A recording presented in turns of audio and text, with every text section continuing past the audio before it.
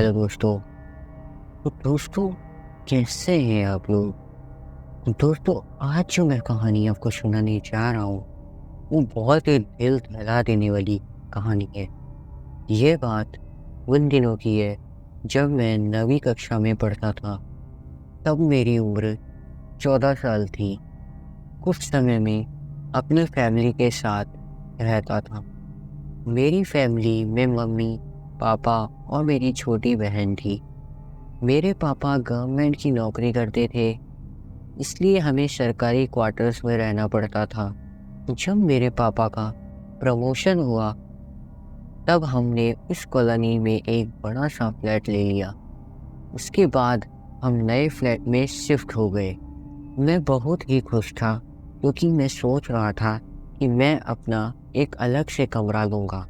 क्योंकि दोस्तों, सरकारी क्वार्टर में आपको सिर्फ एक ही कमरा मिलता है और अलग से कोई रूम नहीं मिलता। इसलिए मैं फ्लैट लेकर काफ़ी ज़्यादा खुश था। पता नहीं क्यों, जिस दिन से हम उस घर में रहने के लिए गए थे, तब से मुझे उस घर में अजीबोगरीब बेचैनी महसूस हो रही थी। उस घर में मुझे देर से सोने की आदत थी क्योंकि हमारा टीवी चैनल वाला हर रात को एक नई फिल्म दिखाता था और मेरे मम्मी पापा और बहन दूसरे कमरे में जल्द सो जाते थे।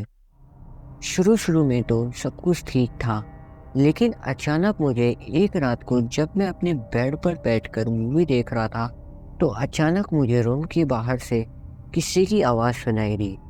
मुझे लगा कि मम्मी या पापा पानी पीने के लिए उठे होंगे। मैंने ध्यान नहीं दिया, लेकिन मैंने टीवी का आवाज़ थोड़ा धीमा कर दिया। लेकिन 4-5 मिनट बाद फिर से वही आवाज़ आने लगी। वह आवाज़ किसी औरत के चलने पर उसके पायल की आवाज़ आती थी, जैसे कि छन छन छन। बिल्कुल ऐसे ही आवाज़ आ रही थी। मैंने टीवी का आवाज़ बिल्कुल बंद कर दी, लेकिन बाहर से वही आवाज़ आ रही थी, छन छन छन।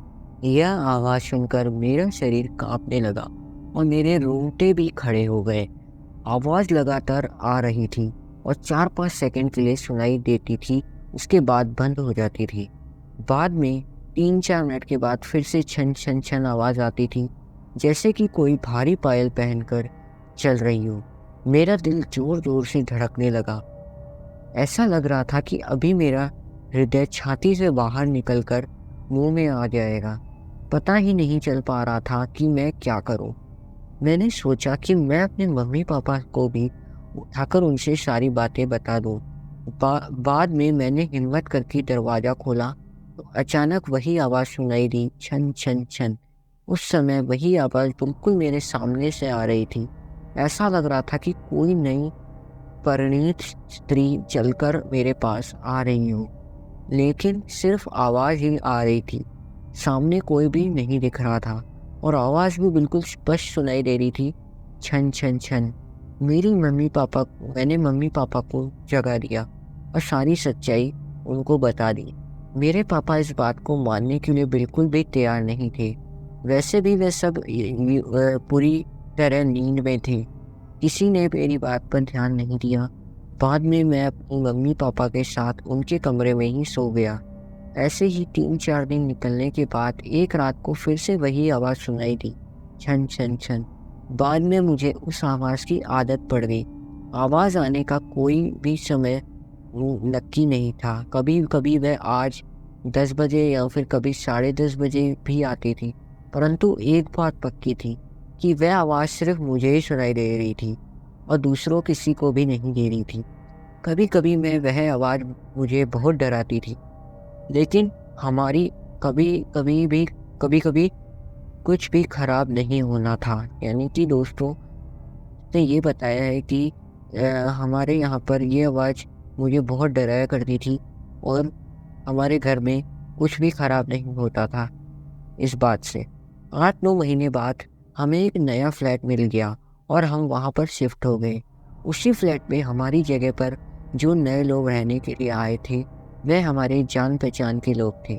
उनका बेटा मेरा बहुत ही अच्छा दोस्त था और इनकी फैमिली काफ़ी बड़ी थी।